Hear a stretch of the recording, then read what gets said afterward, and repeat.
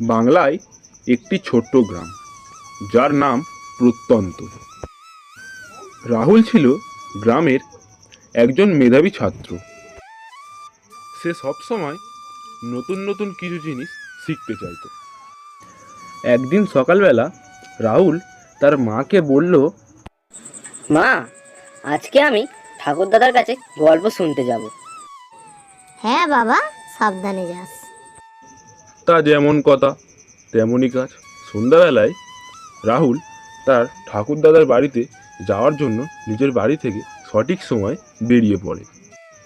যথাসময়ে রাহুল তার ঠাকুরদাদার বাড়িতে পৌঁছে যায় এবং পৌঁছে গিয়ে রাহুল তাড়াহুড়ো করে তার ঠাকুরদাদার পাশে বসে পড়ে এবং গল্প শোনার জন্য তার ঠাকুরদাদার কাছে সে আবদার জানাতে থাকে। অনেক দিন আগে এই গ্রামে একটি বৃদ্ধ মহিলা বাস করত। সে তন্ত্রবিদ্যা জানত। রাহুল, অপয়া প্রহরে তুমি কখনোই নিজের বাড়ি থেকে বাইরে বেরোবে না।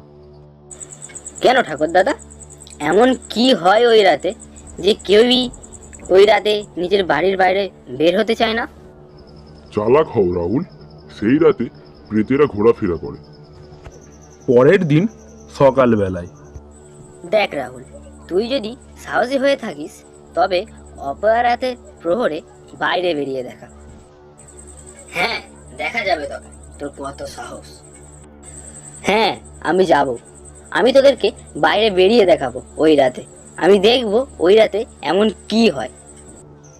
কথা মতো রাহুল অপয়া রাতের প্রহরে নিজের ঘর থেকে বেরিয়ে পড়ে। রাহুল তখন আত্মঘাতী হয়ে উঠেছে। সে ঘর থেকে বেরিয়ে কিছু দূরে যাওয়ার পরে সে একটু দূর থেকে দেখল, রাহুল অন্ধকারের আবছা আলোতে দেখল এক বৃদ্ধ মহিলা তার সামনে দাঁড়িয়ে আছে। হঠাৎ করে সেই বৃদ্ধ মহিলা রাহুলকে বলে উঠল, কে তুমি? এত রাতে তুমি এখানে কি করছো? কেন এসেছো এখানে? আমি বের করতে যাই কি রহস্য আছে এর ভেতরে, কেন সবাই এই রাতে বাইরে বের হতে দ্বিধাবোধ জানায়।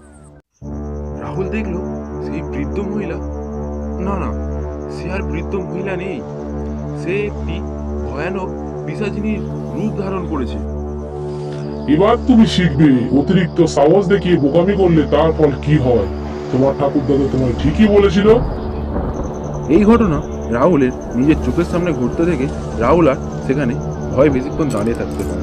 সে হঠাৎ করেই মাটিতে ধপ করে পড়ে যায় এবং সে তার নিজের জ্ঞান হারিয়ে ফেলে।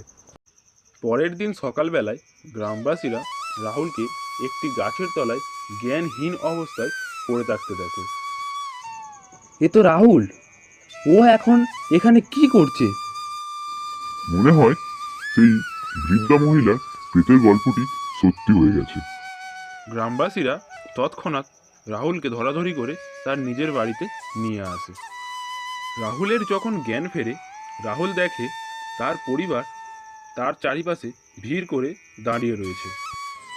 কি হয়েছিল রাহুল? তুই রাতে বাইরে কেন গিয়েছিলিস? মা, আমি ভুল করেছি। ঠাকুরদাদার কথা না শুনে সাহস দেখাতে গিয়েছিলাম। আমি শিখেছি সব কিছুতে সাহস দেখানো একদমই উচিত না। এতে আমাদের নিজেদেরই ক্ষতি হতে পারে।